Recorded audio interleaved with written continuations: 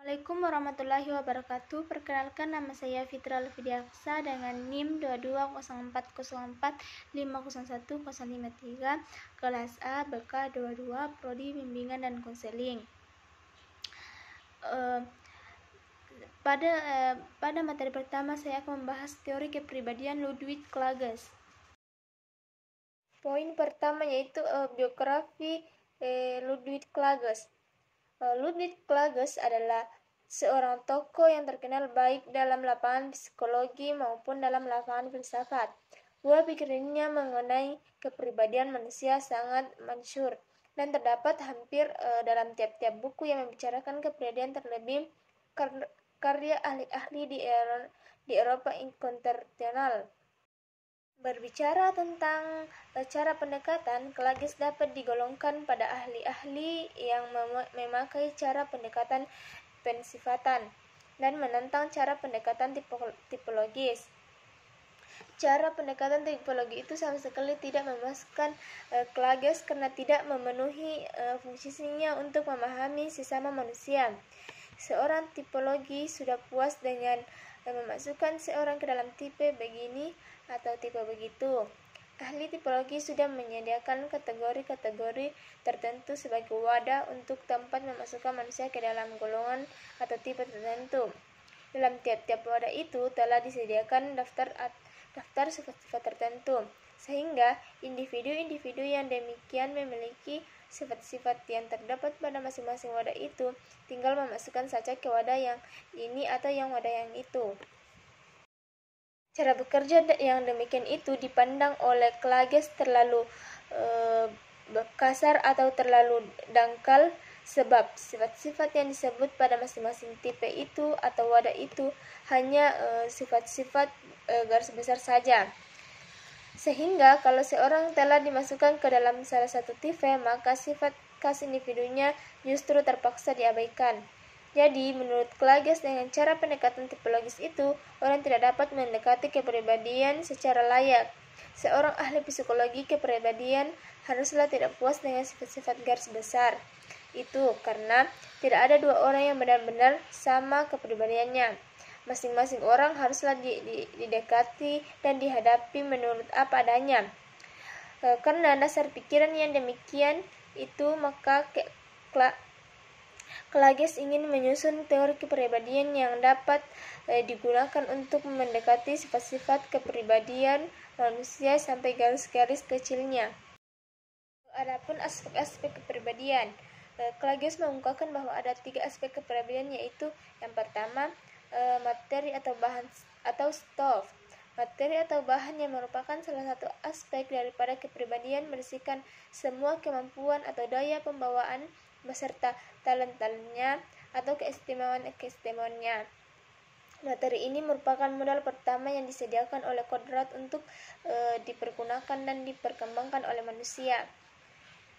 Dalam uraiannya tentang materi ini, Klages mulai dengan mengadakan pembedaan antara ingatan dan daya ingat mengenang kembali. Adapun itu ingatan atau Gedächtnis atau Gehirn dan memori. Adapun yang dimaksud dengan ingatan di sini ialah suatu kenyataan atau vital dan daya untuk mengingat kembali kesan-kesan dan membandingkan kesan-kesan yang lama serta yang baru. Ingatan ini berfungsi membandingkan kesan-kesan yang ingatan ini berfungsi tanpa disadari. Tanpa ingatan ini, maka proses-proses kerohanian, yaitu proses-proses yang martabatnya lebih tinggi daripada proses vital dan hanya dimiliki oleh manusia, tak akan dapat berfungsi apa-apa. Tanpa ingatan itu, maka orang tak akan dapat mengenal kembali sesuatu, tak akan mempunyai kebiasaan tingkah laku, tak akan dapat mengenal perubahan-perubahan serta harapan-harapan, dan tidak akan dapat mengenang gambaran yang keliru karena ada jarak waktu dan tidak dapat berfungsi. Jadi singkatnya, ingatan ini memungkinkan manusia untuk yang pertama mengingat kembali, kedua mengingat kebiasaan tingkah laku, dan ketiga itu mempunyai harapan-harapan akan kesan-kesan yang akan diterimanya, dan yang terakhir yaitu mengenang kesan-kesan yang keliru sebagai akibat daripada jarak waktu dan fantasi. Yang kedua yaitu daya mengenang atau mengingat kembali, atau dapat disebut the capacity of recollection. Daya mengingat kembali ini dapat dibedakan dari ingatan berdasarkan atas kenyataan bahwa kedua hal tersebut adanya pada seseorang individu itu belum tentu mempunyai korelasi positif. Orang dapat menjumpai individu yang mempunyai ingatan yang kuat sekali, tetapi apa yang ada dalam ingatannya itu sukar sekali untuk ditimbulkan ke dalam kesadaran. Sebaliknya, banyak juga individu yang ingatannya tidak kuat, tidak dapat menyimpan kesan-kesan secara baik. Tapi apa yang ada dalam ingatannya itu dengan malah dapat ditimbulkan kembali dalam kesadaran. Tetapi di sampingnya kenyataannya itu memang banyak sekali dijumpai adanya toleransi positif antara kedua hal itu. Jadi ingatan kuat dengan daya mengenang yang kuat, dan sebaliknya ingatan lemah dengan daya mengenang yang lemah. Dalam kenyataan daya mengenang kembali ini bermacam-macam sekali versinya, dari yang paling kuat sampai ke yang paling lemah.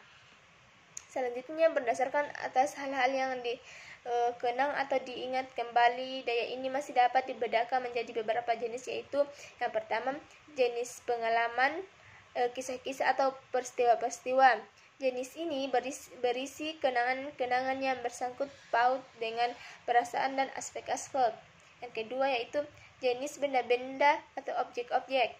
Seorang teman mungkin merupakan bahan kenangan jenis yang pertama jika sekiranya dia menimbulkan kembali kesan-kesan hubungannya dengan kita.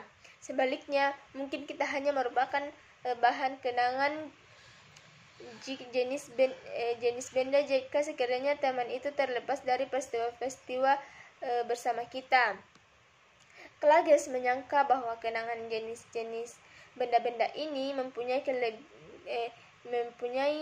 nampaknya lebih tajam, lebih jelas daripada kenangan jenis pertama. Karena adanya dua jenis kenangan ini, maka dikenal adanya orang-orang yang kuat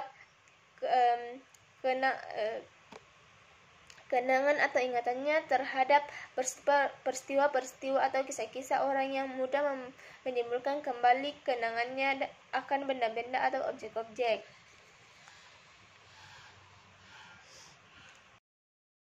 Aspek kepribadian yang kedua itu struktur kepribadian. Dalam uraian mengenai struktur ini, Klages bermula dengan memberikan pengertian tentang istilah struktur. Istilah ini adalah sebagai pelengkap daripada istilah materi. Bila materi dipandang sebagai isi, bahan, maka struktur dipandang sebagai sifat-sifat bentuknya atau sifat-sifat formalnya. Islami 2021 mengemukakan ada 3 soal yang dikemukakan oleh Klages dalam struktur ini, yaitu yang pertama temperamen. Temperamen merupakan sifat batin yang setiap mempengaruhi perasaan, pikiran, dan perbuatan. Klages menggambarkan temperamen berupa sifat daripada struktur. Jenis temperamen menurut Klages ada 2, yaitu manusia dan bertemperamen Sagittarius dan manusia bertemperamen Phlegmatis. Temperamen Sanguinis merupakan salah satu dari pembagian temperamen menurut Klages. Klages menjelaskan temperamen sanguinis dapat didefinisikan dengan melihat bahwa manusia sanguinius bersifat ekspresif dengan daya reaksi yang sangat tinggi, bersifat aktif, kemudian yang sangat kuat, serta selalu mencoba menghindari rintangan yang dialami untuk menggapai keinginan yang menjadi tujuannya. Sedangkan menurut Islam 2001, kepribadian seseorang yang memiliki sifat temperamen Sanguinius yaitu tidak kenal lelah dan melakukan sesuatu dan mempunyai kekuatan dalam dirinya untuk mencapai suatu tujuan tersebut dan kekuatan yang ada dalam dirinya. Seseorang yang memiliki sifat temperamen Schneider mudah bergerak untuk mencapai tujuannya. Yang kedua itu temperamen phlegmatis. Temperamen phlegmatis merupakan sifat-sifat kebalikan dari temperamen sanguinis. Seseorang dengan temperamen phlegmatis, pemikirannya berorientasi pada detail dan tidak mudah untuk melakukan sesuatu. Tindakannya serba tenang dan menghindari risiko. Pemikiran konkret merupakan bagian dari seseorang yang memiliki temperamen phlegmatis. Menurut Erlambang dan Hasan 2001, pemikiran konkret merupakan pemikiran yang berdasarkan kenyataan. Seseorang yang memiliki temperamen phlegmatis cenderung berpikir secara konkret dengan detail tentang apa yang dialami. Sedangkan menurut Islam 2021, temperamen phlegmatis merupakan kebalikan dari temperamen sanguinis. Orang yang memiliki temperamen phlegmatis mempunyai sifat yang lambat dan selalu mempertimbangkan ketika akan melakukan sesuatu. Namun ketika sesuatu yang dilakukan sudah dianggap benar, maka akan memiliki kekuatan yang besar dalam dirinya untuk mencapainya. Kedua yaitu perasaan. Perasaan merupakan bentuk suasana hati seseorang yang dirasakan seperti kesedihan ataupun kebahagiaan. Perasaan terdiri atas dua bagian, yaitu kegiatan batin serta tarif kejelasan. Kegiatan batin merupakan suatu yang belum dikerjakan oleh seseorang namun sudah mampu dirasakan, sedangkan taraf kejelasan adalah suatu yang sudah dikerjakan dan mampu dirasakan oleh perasaan seseorang yang berupa suasana hati. Tiap-tiap perasaan mempunyai dua sifat pokok, yaitu yang pertama, di dalam tiap perasaan terletak kegiatan batin, dan yang kedua itu di dalam tiap perasaan terdapat corak perasaan, yaitu taraf-taraf kejelasannya. Perasaan tiap orang terhadap sesuatu tidaklah sama. Suasana perasaan lebih menonjolkan warna-warna tertentu, corak-corak tertentu, kesedihan, kerinduan, kecemasan, dan ketakutan adalah suatu perasaan. Tinjau dari fungsinya, ada dua hal dalam suasana perasaan, yaitu suasana perasaan yang ekspansif dan suasana perasaan yang depresif. Wardani dan Wahyudi 2019. Yang ketiga itu daya ekspresi. Daya ekspresi merupakan suatu dorongan pada diri manusia untuk mengungkapkan maksudnya yang diekspresikan tersebut, seperti sedih, bahagia, atau takut. Manusia mempunyai dorongan-dorongan nafsu. Dorongan-dorongan nafsu ini adalah proses jiwa. Dorongan-dorongan itu baru dapat disaksikan kalau telah menampakkan diri dalam proses-proses jasmania, seperti misalnya perubahan detak jantung, perubahan pernafasan, dan sebagainya. Pernyataan proses-proses kejiwaan itu disebut secara teknis ekspresi. Juga ekspresi ini pun sebagai sifat struktur ketergantungan kepada dua kekuatan yang saling berlawanan, yaitu keadaan perangsang dan hambatan untuk ekspresi. Setiap manusia mempunyai dorongan dan nafsu untuk memuaskan apa yang diinginkan. Inilah yang disebut proses jiwa, atau dorongan tersebut baru terlihat dalam proses jasmani seperti perubahan detak jantung, perubahan pernafasan, dan sebagainya. Proses kejiwaan itu dapat disebut teknik ekspresi. Klages berpendapat bahwa hambatan dalam ekspresi adalah penguasaan diri. Setiap orang memiliki penguasaan diri yang berbeda. Misalnya ada aspek yang ketiga itu kualitas kepribadian atau sistem dorongan-dorongan. Antara kemauan dan perasaan terjadi perlawanan atau kebalikan yang sedalam-dalamnya. Perlawanan atau antagonisme ini yang menjadi dasar daripada sistem dorongan-dorongan Klages. Jadi di dalam kepribadian terdapat dua prinsip pokok. Watak dapat diliputi dari pertentangan antara kedua prinsip itu. Apabila ditinjau secara teoritis, murni ada dua bentuk kepribadian, yaitu kepribadian yang dikuasai oleh roh dan kepribadian yang dikuasai oleh jiwa. Kepribadian bentuk yang pertama menunjukkan kepribadian yang meninjau segala sesuatu secara transdental, atau bentuk kedua diwakili oleh para mitikus. Orang-orang yang mabuk akan menyerahkan diri, dan dalam prakteknya yang orang menjumpai salah satu dari kedua bentuk juga yang dominan dan dilengkapi sebagai orang yang lain. Di samping hal-hal yang dikemukakan itu, Klages mengadakan pembagian lain yang lebih teliti. Pembagian mengenai soal ini yang biasa dikenal sebagai sistem dorongan-dorongan berkaca pada 3 pengertian besar, yaitu penguasaan diri, nafsu rohaniyah, dan hawa nafsu. Teori yang kedua yaitu teori Sigmund Freud psikoanalisis. Biografi Sigmund Freud.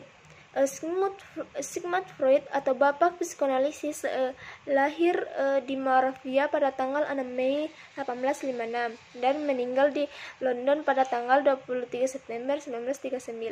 Selama hampir 30 tahun, Freud tinggal di Wina dan baru meninggalkan kota ketika Nazi menaklukkan Austria.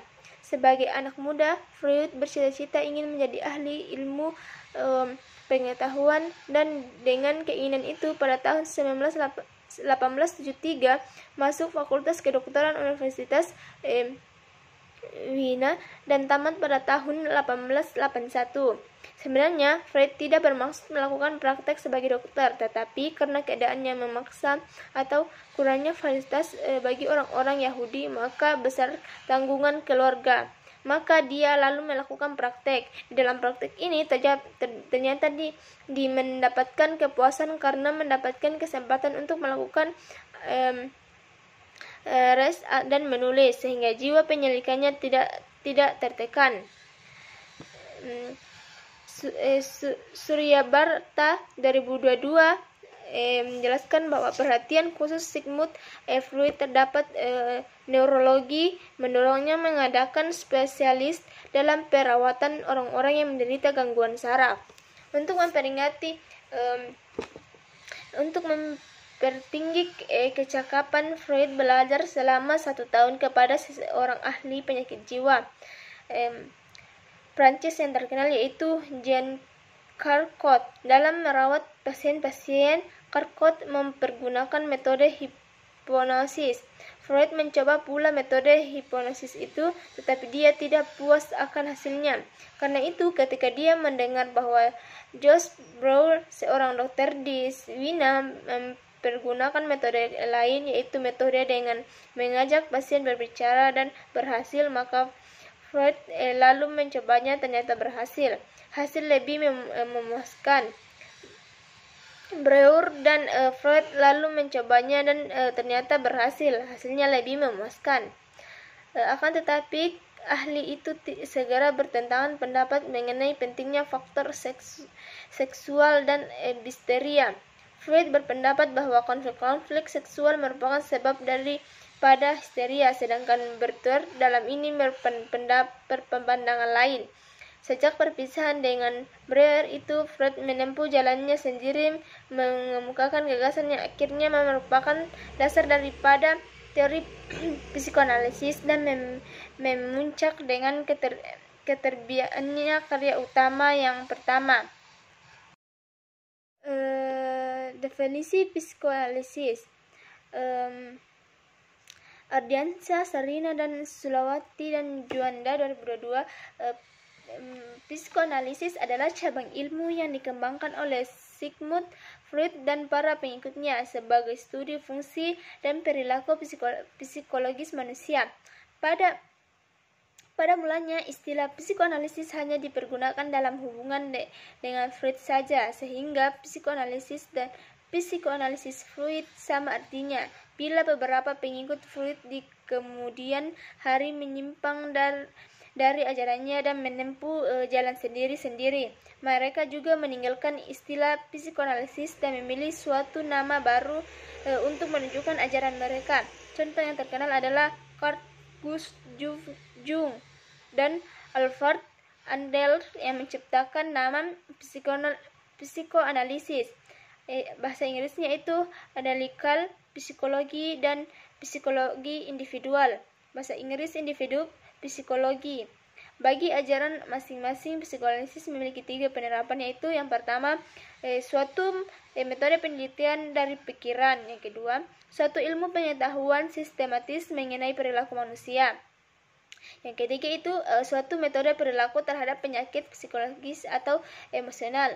Teori psikoanalisis dikembangkan oleh Sigmund Freud dan personalisasi dapat dipandang sebagai teknik terapi dan sebagai aliran psikologi. Sebagai aliran psikologi, psikoanalisis banyak berbicara mengenai kepribadian, khususnya dari segi struktur, dinamika, dan perkembangannya.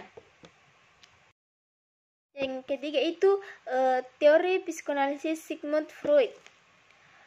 Menurut Freud,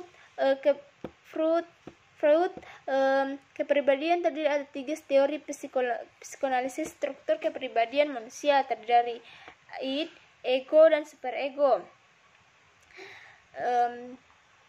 Id adalah struktur paling mendasar dari kepribadian. Seluruhnya tidak didasari dan bekerja menurut prinsip kesenangan, tujuan, pemenuhan kepuasan yang segera. Ego berkembang dari id, struktur kepribadian yang mengontrol kesadaran dan mengambil keputusan atas perilaku manusia. Superego berkembang dari ego saat manusia mengerti nilai baik dan buruk dan moral. Superego merefleksikan nilai-nilai sosial dan menyadarkan individu atas tuntutan moral. Das Ich atau the id yaitu aspek biologis, des Ich atau the ego yaitu aspek psikologis, dan the Trebek Ich atau the superego yaitu aspek psikologis. The is atau dalam bahasa Inggris the id disebut juga oleh Freud Stender atau Umberwusten. Aspek ini adalah aspek biologis dan merupakan sistem yang original di dalam kepribadian.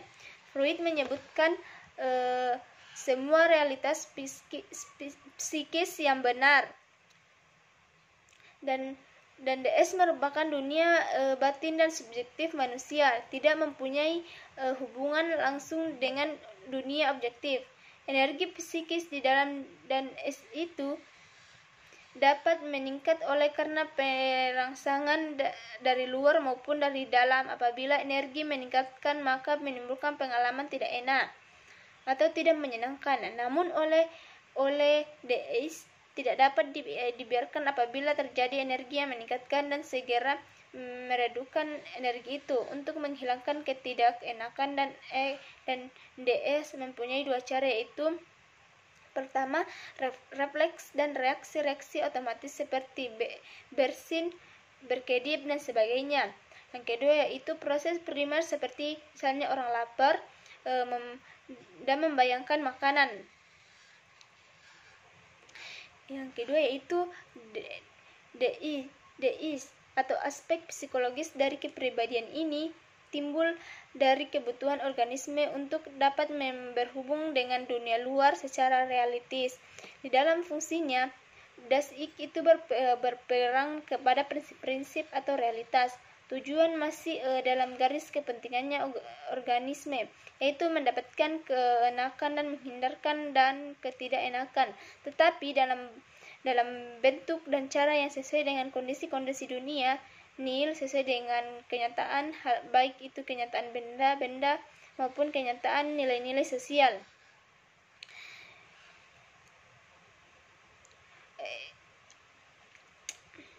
Freud menemukan bahwa meskipun ego berfungsi secara independen dari id, namun dia meminjam semua energinya dari id. Dia membayangkan lubangnya ego dan id seperti penunggangan dan kududanya untuk memutuskan tujuan dan mengarahkan gerakan hewan yang sangat kuat ini. Namun yang sering terjadi dalam hubungan ego dan id bukannya situasi ideal yang penunggang yang berkewajiban mengarahkan jalan kuda, malah sebaliknya, keadaan yang membawa penunggang kemanapun si kuda ingin pergi. Ketiga itu das Uber is atau aspek sosiologis dari kepribadian ini merupakan wakil nilai-nilai tradisional serta cita-cita masyarakat sebagaimana diafsirkan oleh orang tua kepada anak-anaknya. Des Uber is lebih merupakan hal yang ideal daripada hal yang nil, lebih merupakan kesempurnaan daripada kesenangan. Karena itu pula dianggap sebagai aspek moral daripada kepribadian. Fungsinya yang utama ialah menentukan apakah sesuatu susila atau tidak susila, pantas atau tidak pantas, atau benar atau salah. Suryabhata 2022. Adapun fungsi pokok dari Das Uber is dapat dilihat dalam hubungannya dengan ketiga aspek kepribadian, yaitu yang pertama merintangi impuls dan terutama impuls seksual dan agresif yang pertanyaannya sangat ditentang oleh masyarakat. Yang kedua itu mendorong deis untuk lebih mengejar hal-hal yang moralitas daripada melitistis. 3. Mengajar kesempurnaan. Jadi Das Uber itu cenderung untuk menentang baik deis maupun deis, membuat dunia menurut konsepsi yang ideal. Ego dan superego berkaitan antara satu sama lain dan saling mempengaruhi. Implementasi teori Sigmund Freud dalam pendidikan. Pada perkembangannya, teori psikoanalisis banyak diimplementasikan dalam dunia pendidikan. Beberapa di antaranya diurai pada jabaran berikut ini. Pertama, berbicara tentang konsep kecemasan yang dikemukakan oleh Freud, tentu saja berkaitan pula dengan proses pendidikan. Kecemasan merupakan fungsi ego untuk memperingatkan individu tentang kemungkinan suatu bahaya sehingga dapat disiapkan reaksi adaptif yang sesuai. Dalam pendidikan, konsep kecemasan pada tiap individu dapat diolah dan dikembangkan oleh para pengajar atau konselor demi kebaikan peserta didik. Dengan konsep ini pula peserta didik dibantu untuk menghargai diri dan orang lain serta lingkungannya. Dengan kata lain, konsep kecemasan diarahkan kepada pendidikan ramah, efektif, dan karakternya.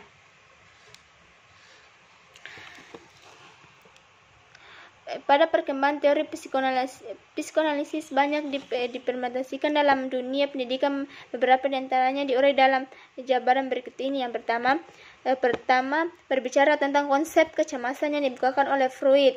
Yang kedua, dalam ranah yang lebih luas, teori psikoanalisis juga digunakan pada proses pendidikan yang berbasis kecerdasan majemuk. Yang ketiga, konsep psikoanalisis yang menyatakan bahwa manusia merupakan makhluk yang memiliki kebutuhan dan keinginan dasar. Yang keempat, berkaitan dengan agresivitas siswa, seseorang pendidik harus mampu mengontrol dan mengatur sikap ini agar terarah menjadi lebih positif. Yang kelima, yang terakhir, yaitu konsep psikoanalisis yang diterapkan dalam pendidikan adalah pendidikan yang bermuara pada pencipta kreativitas peserta didik.